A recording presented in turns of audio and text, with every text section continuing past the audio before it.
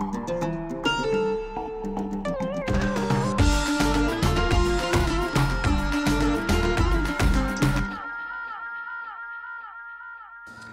a very simple recipe today for squid. I'm sure you've had it in restaurants and find it complicated to cook. We're going to completely demystify it today, throw in a couple of simple Asian flavors and have a really, really wonderful little dish. It's salt and pepper squid. So the first thing we're going to do is we're going to make a little marinade for that salt and pepper squid.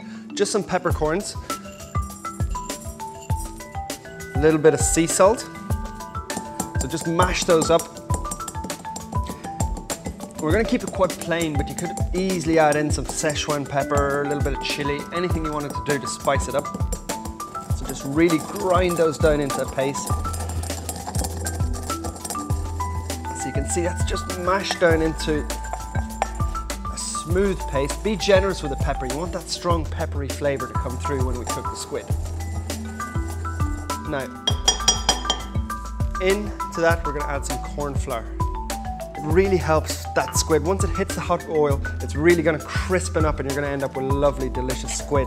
So again, just bring that mixture together. We'll set that to one side and we can move on to preparing that squid. Now, preparing the squid is pretty easy. I've been lucky enough to go down to the fishmonger's and he's actually done it for me, which is exactly what you should do. Lay it flat, nice sharp knife, and we're just going to cut around the outside like that. And what you should end up with is, when you fold it out, a lovely flat surface. Now with squid, it's always good to score it. So just using the very point of the knife, we're just gonna make little incisions like that. You're only going about halfway through the flesh and then you go in the opposite direction. Now for this dish, I'm gonna portion it into nice generous sized pieces. So little triangles about that size.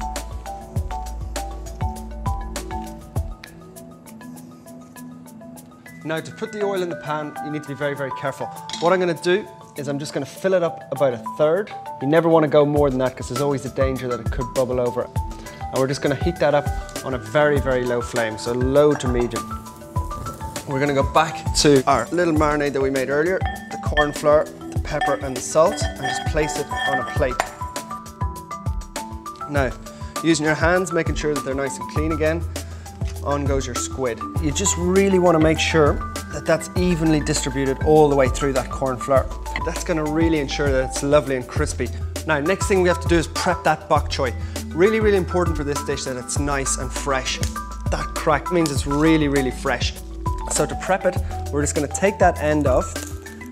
We really want to keep those lovely texture of those leaves, so you just break them off one by one. They come off really easy. What we're going to try and do is cook it really fast with a couple of simple flavorings so that it maintains that lovely texture. Now, 3 simple flavorings for this. I'm going with chili, garlic and ginger. Now, because the salt and pepper squid is quite sort of neutral in taste, we really want to sort of jazz this up, make it a little bit exciting. So, chili. What I'm going to do here is I'm actually going to leave the seeds in because I want a really nice big kick. So I'm just going to cut at an angle. If you don't like the heat of it, by all means, just leave the chili out. Now, peeling the ginger, I'm just going to use a spoon. Now, the reason for doing this is all the nutrients and all the goodness in the ginger are just underneath that skin. So if you're using a peeler or a knife, you're pretty much throwing away all the best parts of it. And it is actually an ingredient that's really, really good for you. So just run that spoon around the outside. Now, to chop the ginger, we're just going to leave it pretty sort of rustic actually, because you want that little sort of, there's a nice bite when you go into the ginger. So just roughly chop. You want to go as fine as you can. Just before we start peeling that garlic, I'm actually going to turn my wok on to a really, really high heat. Now, garlic, you need a sharp knife and we're going to try and get really little thin slices.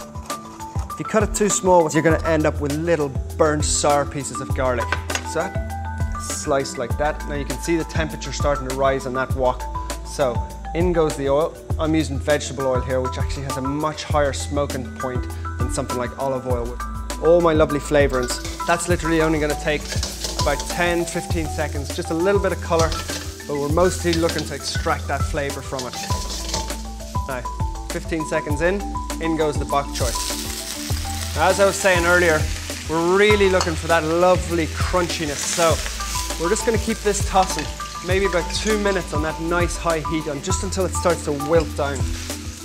So that's just been on there for literally 2 minutes. All we want to do is season it up with a little bit of salt, a little bit of cracked black pepper. And what I'm going to do now is just turn that heat off and just set it to one side. Now the way to test the oil, one piece just dipped in and you can see that it's just starting to fry up. So that's the perfect moment, and we'll just drop in a little handful. Now the important thing here is you only want to put a few pieces in at a time.